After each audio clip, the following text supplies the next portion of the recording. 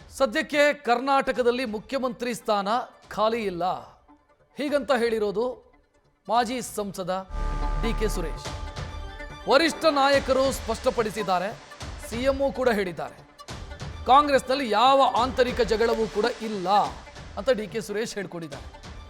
ಇನ್ನು ನನ್ನ ಸಹೋದರ ಡಿಕೆ ಶಿವಕುಮಾರ್ ಆತುರದಲ್ಲಿಲ್ಲ, ಆತಂಕದಲ್ಲೂ ಇಲ್ಲ. ಪಕ್ಷ ಕೊಟ್ಟ ಜವಾಬ್ದಾರಿಯನ್ನ ಪ್ರಾಮಾಣಿಕವಾಗಿ ಮಾಡ್ತಾ ಇದ್ದಾರೆ ಅಂತ ಮಾಜಿ ಸಂಸದ ಡಿಕೆ ಸುರೇಶ್ ಮಾತನಾಡಿದ್ದಾರೆ.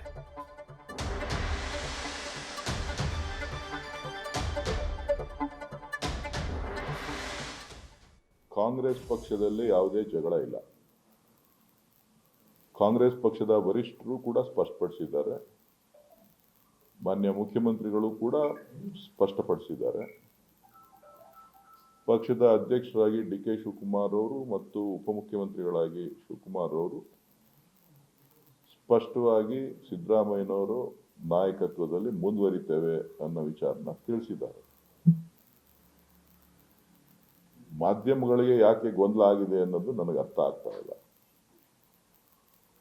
ಶಿವಕುಮಾರ್ ಆತುರದಲ್ಲಿಲ್ಲ, ಆತಂಕದಲ್ಲೂ ಇಲ್ಲ.